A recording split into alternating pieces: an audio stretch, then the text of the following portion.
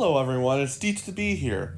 Now, I'm gonna throw this out there. This review is really kind of outdated. Originally, the review was supposed to come out the same day as the day we saw Aquaman 2, which I forgot already. So this is gonna be late, but conveniently enough, I'm still gonna count it as technically relevant because I'm gonna go see Aquaman 2 again with my friend L to the C, and also a bonus friend, which I'm keeping a secret, so I'm not gonna reveal his name. So yeah, just wanted to throw that out there. Anyway, enjoy the review, even if you disagree with me or not. And also, if there were some things that were wrong with the movie, please let me know. Alright, bye everyone.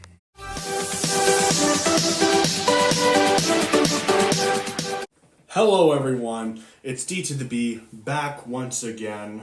And yes, I know it's been a while, but I've been going through a lot. And conveniently, after the thousands of decades that you have not seen this person, welcome back our guest, L to the C. Hello, everyone. And today we saw... Aquaman 2, The Lost Kingdom, right? Yes. Which is the DC's newest movie / DC's last movie of the Snyder universe. Before the timeline gets rebooted. Which honestly, I'm kind of for. It's kind of for the best at the same time because this timeline wasn't really that great. I still like some movies here. Don't get me wrong. Like, personally, I'm one of the only few who likes Man of Steel, and people think Man of Steel is a terrible movie. I thought Man of Steel was really, really good.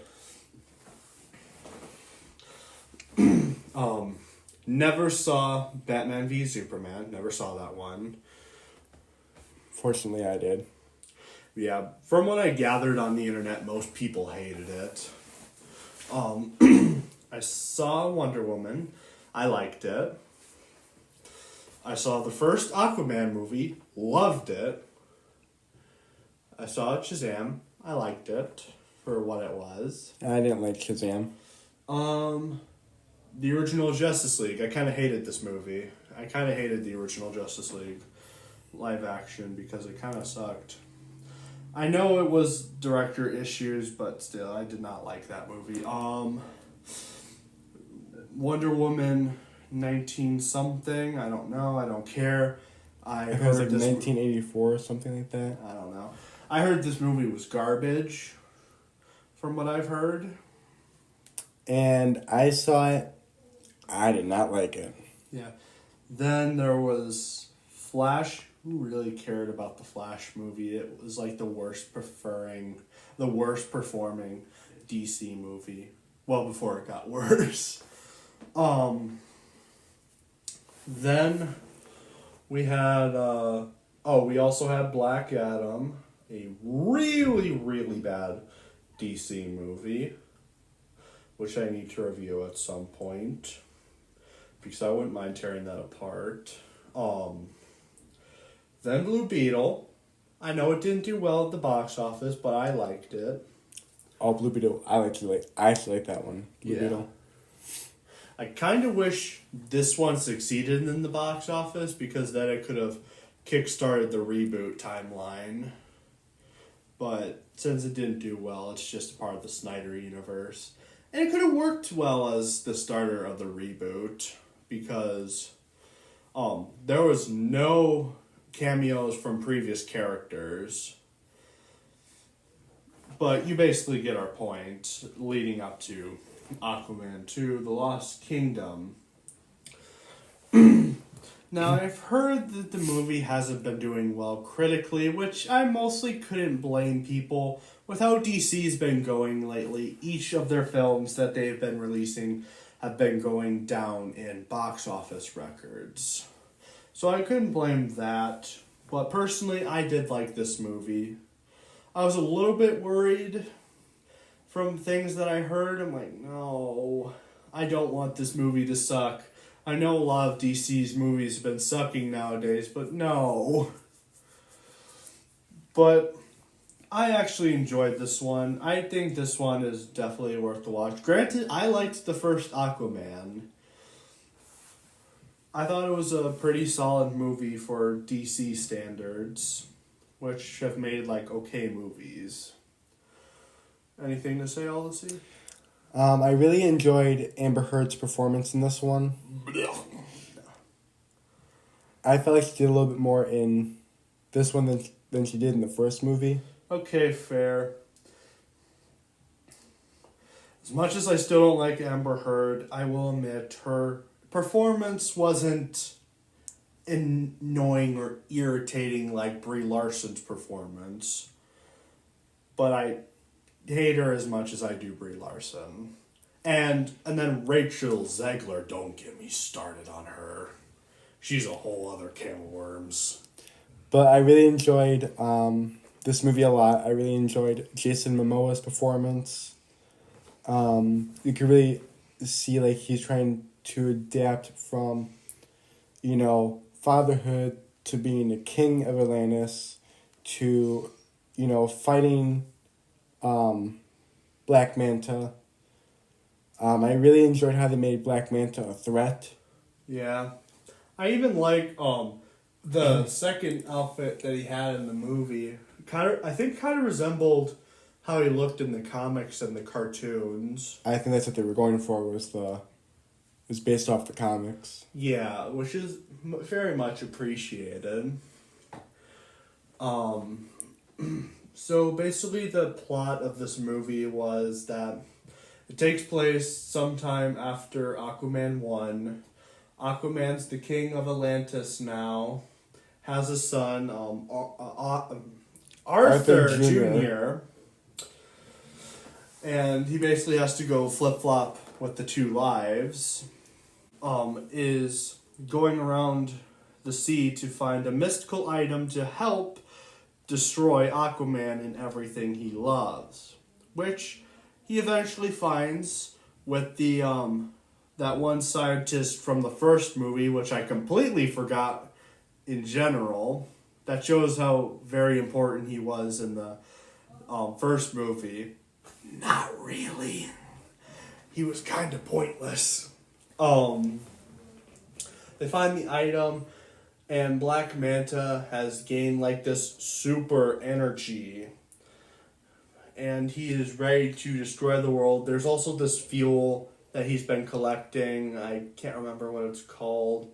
There's also these ancient machines in there, which was really cool. I like how they brought some ancient tech into this, which was something I did not expect from this movie. I figured the trident would be the only ancient thing in the movie, but then this movie caught me by surprise and brought in like the vehicles that were ancient. We eventually get to see the kingdom where the vehicles came from. Like, it was really cool. And Aquaman has to talk to the other politicians of the sea to basically discuss how to save the world from Black Manta. And he comes to the conclusion of breaking out one of the worst characters in the original Aquaman movie. His brother. Ocean Master. Which we get this cool sequence. We also get this squid thing. I forget what the squid character's name is, but the squid character was one of the funniest characters in the whole movie. And it was just very awesome. Eventually, he breaks out his brother. And I'll admit, this caught me by surprise a little bit. They started to do like a sibling thing, like developing their sibling relationship, which was actually a detail I kind of liked about the movie, surprisingly. When I first saw that he was coming back, I'm like, ah, darn it, not him. Just leave him wherever he is. Just keep him trapped. We never see him again. happy movie. But surprisingly, I think my opinion's changed on Ocean Master a little bit. I think I liked him a little bit more than I did the first one as the movie went on. And they basically go to these different locations to fight Black Manta. And then eventually they find the Lost City, or Lost Kingdom. Lost Kingdom. And Black Adam loses his powers, but Ocean Master gains them for a bit. They have a brotherly moment. Ocean Master manages to snap out of it, and Aquaman and Ocean Master just kill this new king, which I forgot. And then Ocean Master lays low, and yeah, that's basically the whole movie. But also, you can see in one of the scenes where Black Manta throws that trident at Amber Heard, I should say, well, Mira, and Ocean Master catches it. Oh yeah, I forgot about that. And there was also a moment where Tamara Morrison's character, or Aquaman's dad, almost died. I'm like, not Tamara Morrison, not him. Because I obviously like Tamara Morrison since he was the clone troopers in the Star Wars prequels / Jango Fett.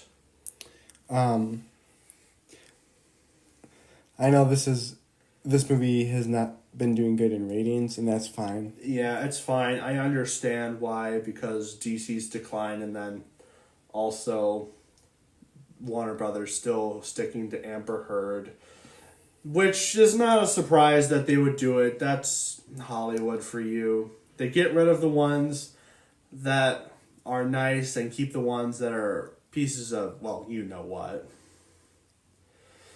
But that's Hollywood for you. You have to deal with it. You can just roll your eyes when there's something stupid. That's what I did in the entire Marvels movie.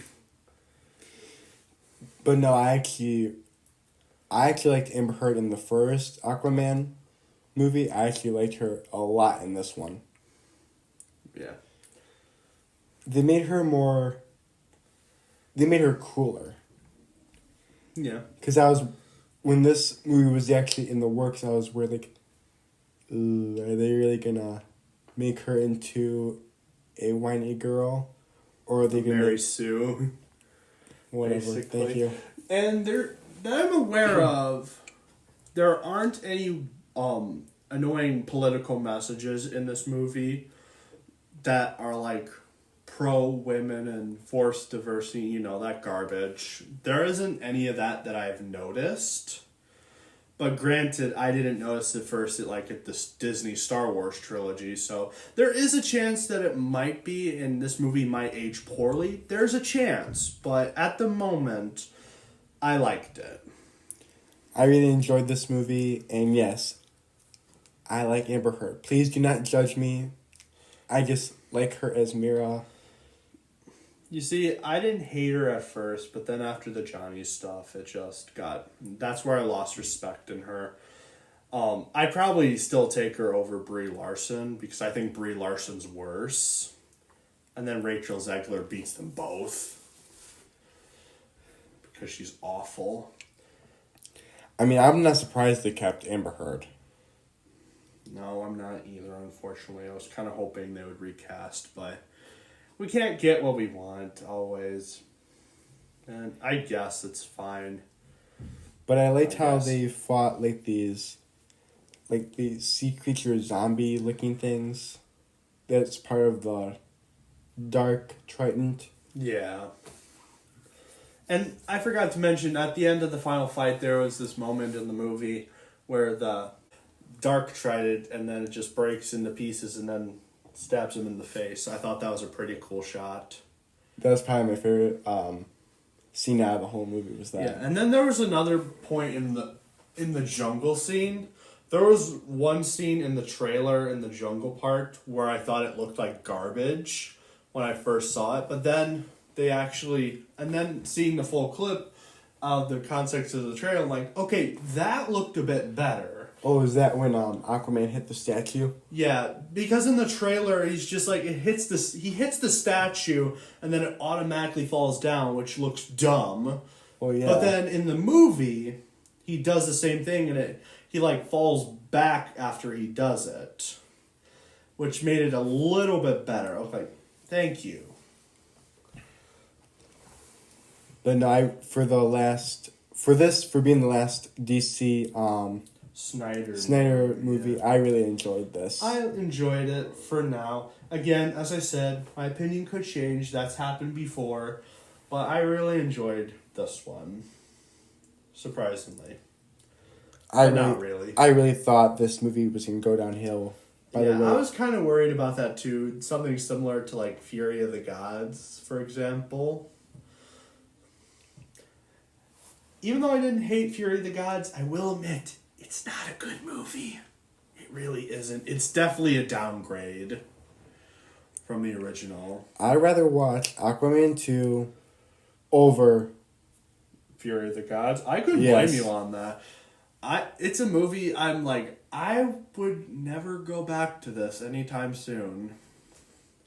Maybe like in a decade or two, I would finally go back to it.